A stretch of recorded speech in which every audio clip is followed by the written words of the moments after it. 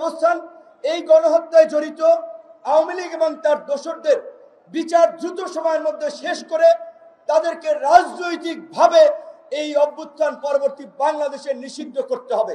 পত্র পত্রিকা গণমাধ্যম সহ সর্বত্র আমরা দেখি, এমনকি দেশের অবৈধভাবে অর্থ কামিয়ে ছেলে মেয়ে স্ত্রীকে বাইরে সেটেল করে দেয়, তখন বাহিরের দেশে বাংলাদেশের এই লুটেরাদের কারণে বেগম পাড়া গড়ে ওঠে, সেকেন্ড হোম তারা গড়ে তোলে।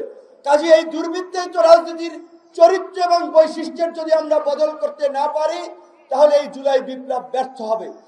বন্ধুগণ, আপনারা সকলেই অবগত, ছাত্র জনতার জুলাই গণ অভ্যুত্থানে ফ্যাসিস্ট আওয়ামী লীগের পতন হয়েছে।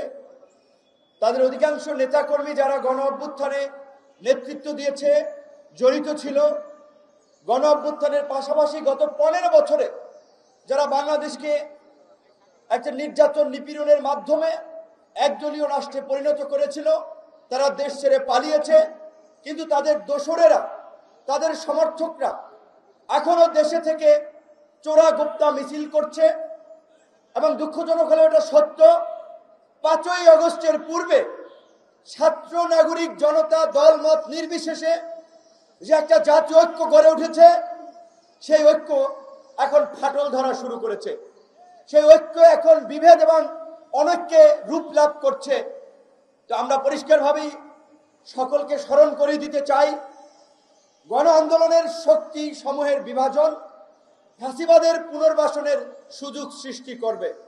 কাজেই আমরা যারা গণ অভ্যুত্থানের নেতৃত্ব দিয়েছি, গণ অভ্যুত্থানের পাশাপাশি গত 1.5 দশকের ধারাবাহিক আন্দোলন সংগ্রামের মাধ্যমে এই গণ অভ্যুত্থানের প্রেক্ষাপট তৈরি করেছি।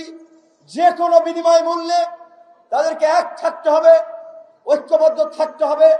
গণহত্যার বিচার নিশ্চিত না হওয়া পর্যন্ত, রাষ্ট্র রাজনীতির সংস্কার না হওয়া পর্যন্ত। আজকে আমরা সকলেই বলছি রাষ্ট্রের সংস্কার প্রয়োজন, একটা জনবান্ধব প্রশাসন, একটা জনবান্ধব আইন শৃঙ্খলা, একটা স্বাধীন বিচার ব্যবস্থা এবং স্বাধীন গণমাধ্যম প্রয়োজন। নাগরিকদের জন্য স্বাধীনতার প্রয়োজন, তারা যেন স্বাধীন সার্বভৌম রাষ্ট্রের নাগরিক হিসেবে তারা তাদের চিন্তা চেতনার মত প্রকাশ করতে পারে, কথা বলতে পারে, দল সংগঠন করতে পারে, সেই বিষয়টি আমরা সামনে আনছি। রাষ্ট্রের সংস্কারের পাশাপাশি আমাদের সমাজের মানুষের যদি চরিত্রের পরিবর্তন না হয়, মানসিকতার পরিবর্তন না হয়, রাজনীতির পরিবর্তন না হয়, তাহলে কোনো পরিবর্তন স্থায়ী হবে না।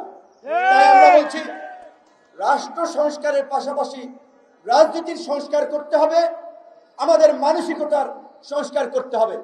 আজকে কেন একটি রাজনৈতিক দল পোস্টারে লেখে গরিব দুঃখী মেহনতি মানুষের খেদমত করার সুযোগ দিন, গরিবের বন্ধু, এলাকার উন্নয়ন করার সুযোগ দিন, এই সমস্ত চটকদার কথাবার্তা বলে কাউন্সিলর, মেয়র, এমপি, মন্ত্রী হয়ে তাদের অঢেল টাকা পয়সার মালিক বনে যাওয়ার গল্প হরহামেশাই পত্র পত্রিকা গণমাধ্যম সহ সর্বত্র আমরা দেখি। এমনকি দেশের অবৈধভাবে অর্থ কামিয়ে ছেলে মেয়ে স্ত্রীকে বাইরে সেটেল করে দেয়, তখন বাহিরের দেশে বাংলাদেশের এই লুটেরাদের কারণে বেগম পাড়া গড়ে ওঠে, সেকেন্ড হোম তারা গড়ে তোলে। কাজে এই দুর্বৃত্তায়িত রাজনীতির চরিত্র এবং বৈশিষ্ট্যের যদি আমরা বদল করতে না পারি, তাহলে এই জুলাই বিপ্লব ব্যর্থ হবে, এই বিপ্লব বেহাত বিপ্লবে পরিণত হবে। তার জন্য আমরা বলছি রাজনৈতিক দলগুলো ক্ষমতায় গিয়ে যেন দানব হয়ে উঠতে না পারে, জনগণের বন্ধুর কথা বলে যেন জনগণের উপরে নির্যাতন নিপীড়ন করে প্রভুর ভূমিকায় অবতীর্ণ হতে না পারে, তার জন্য রাজনীতির সংস্কার প্রয়োজন। আমরা বলছিলাম যে আমরা যদি সংখ্যানুপাতিক নির্বাচন পদ্ধতিতে আমরা আগামী সংসদ নির্বাচন করতে পারি, অর্থাৎ যেই দল যত সংখ্যক ভোট পাবে সেই দলের তত প্রতিনিধি সংসদে থাকবে। ধরেন বাংলাদেশ জামায়াত ইসলামী, তারা যদি 10% ভোট পায় সারা দেশ মিলিয়ে, তাদের 30 জন এমপি থাকবে পার্লামেন্টে। বিএনপির মতো একটা বড় দল, তারা যদি 50% ভোট পায়, 150 এমপি তাদের সংসদে থাকবে। গণ অধিকারের মতো উদীয়মান এবং বর্তমানে সবচেয়ে জনপ্রিয় একটি রাজনৈতিক দল যারা এই গণ অভ্যুত্থানের পটভূমি তৈরি করেছে 2018 সালের কোটা সংস্কার আন্দোলনের মাধ্যমে এবং এই ছাত্র এবং যুবকদের মধ্যে বিদ্রোহী বিপ্লবী চেতনার বীজ বপন করে, তারা যদি ধরেন 40, 50, 30% ভোট পায়, সেই অনুপাতে তাদের প্রতিনিধিত্ব থাকবে। তাহলে কি সংসদে সকল রাজনৈতিক দলের প্রতিনিধিত্ব থাকতেছে? তাহলে এই সংখ্যানুপাতিক পদ্ধতি কি একটা ভালো পদ্ধতি না? এখন অনেকে বলছে যে আওয়ামী লীগ গত 15 বছর যেভাবে অবৈধ টাকা পয়সা বানিয়েছে, তারা নির্বাচনে টাকা দিয়ে ভোট কিনে নির্বাচনকে প্রভাবিত করবে, তারাও এই আনুপাতিক হারে আসলে তারাও কিছু সিট পাবে।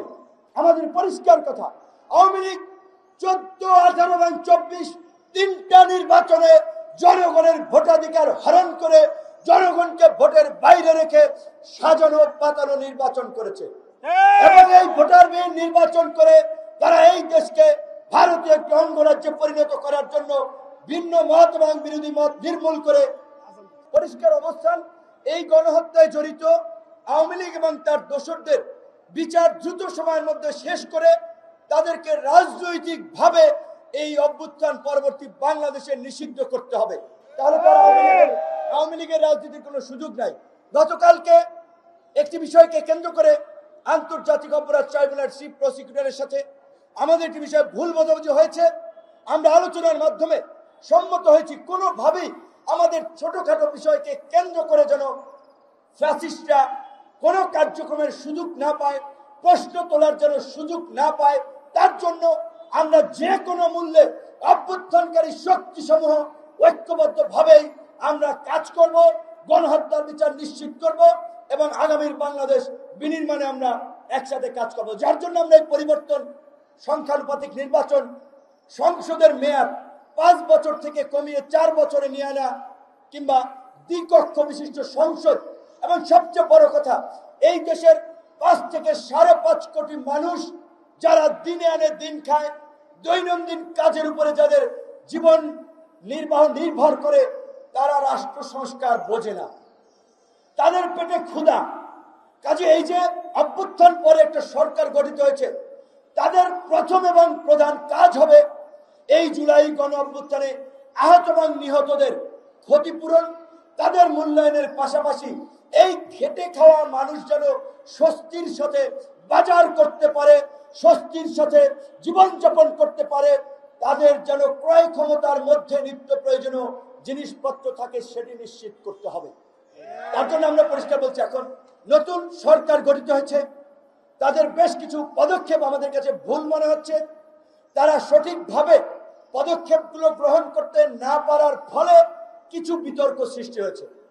যেমন উপদেষ্টা নিয়োগকে কেন্দ্র করে আমরা বারবার বলছিলাম, সকল রাজনৈতিক দল আপনাদেরকে সমর্থন করছে, করবে, আপনারা যা করেন আলোচনার মাধ্যমে করেন। আমরা তো আপনাদেরকে আনকন্ডিশনাল সমর্থন দিয়েছিলাম। আপনারা যদি ভুল সিদ্ধান্ত নেন কিংবা রাজনৈতিক দলগুলোর সাথে আপনাদের যদি দূরত্ব তৈরি হয়, তখন এটা সন্দেহ, সংশয়, অবিশ্বাস বাসা বাঁধবে, যেটা ইতিমধ্যেই তৈরি হয়েছে। কিন্তু আমরা এটা চাই না সরকারের সাথে জনগণ, আন্দোলনকারী শক্তি এবং রাজনৈতিক দলগুলোর কোনো দূরত্ব তৈরি হোক। তার জন্য সরকারের ভুল পদক্ষেপ, পলিসির আমরা তীব্র সমালোচনা করি এবং আমরা এটা করব। পরিষ্কার কথা, আমরা এই সরকারের মন্ত্রিসভার অংশীদার নই। শেখ হাসিনার ফাঁসিবাদের বিরুদ্ধে ধারাবাহিক হামলা মামলার পরেও কিন্তু আমরা আপোষ করি নাই, আমরা আপোষহীন সংগ্রাম চালিয়ে গেছি। কাজেই এই সরকার আমাদের সরকার, আমাদের রক্ত, ত্যাগ, জেল, জুলুমের বিনিময়ে এই সরকার গঠিত হয়েছে। তারা যদি আমাদের কথা না শুনে এই অভ্যুত্থানের স্পিডের বাইরে গিয়ে কাজ করে, অবশ্যই তাদের বিরুদ্ধে আমরা রুখে দাঁড়াবো। তাই সরকারকে আমরা বলতে চাই, আপনাদের কাজে মনোযোগ দিন, সঠিক প্রক্রিয়ায় কাজ করুন। কেন এই 3 মাসের পরেও পঙ্গু হাসপাতাল থেকে আমাদের আহত ভাইদেরকে সুচিকিৎসার জন্য রাস্তায় নেমে আসতে হয়? কিসের 3 লাখ টাকা? এটা কি ইত্রামে আপনারা 3 লাখ টাকা করে দিচ্ছেন? তাদেরকে ন্যূনতম আহত প্রত্যেক পরিবারকে 1.5 কোটি টাকা করে সহযোগিতা দেবেন, নিহত প্রত্যেক পরিবারকে 1 কোটি টাকা করে দেবেন। এই দ্বিতীয় মুক্তির সংগ্রামে, জুলাই বিপ্লবে যারা শহীদ হয়েছে, তারা এই প্রজন্মের মুক্তিযোদ্ধা। যারা লড়াই করেছে তারা এই প্রজন্মের মুক্তিযোদ্ধা। যারা শহীদ হয়েছে তাদের প্রত্যেকের পরিবারকে মিনিমাম 1 কোটি টাকা করে সহায়তা দেবেন। তাদের প্রত্যেকের পরিবারকে অনধিক বিলম্বে যোগ্যতা অনুযায়ী আমরা সরকারি চাকরিতে তাদেরকে নিয়োগের আহ্বান জানাই। এই শহীদ পরিবারকে সবাই ব্যবহার করেছে। এই আন্দোলনে কোন এলিট এমপি মন্ত্রীর ছেলে, বড় নেতার ছেলে কিংবা বড় নেতা মারা যায় নাই, মারা গেছে আম জনতা, আপনার আমার মতো নিম্নবিত্ত নিম্ন মধ্যবিত্ত পরিবারের সন্তানেরা। কারণ তারা বাস্তবতা জানে, যখন 2 টাকা চালের দাম বাড়ে, 3 টাকা তেলের দাম বাড়ে, তাদের কষ্ট হয়।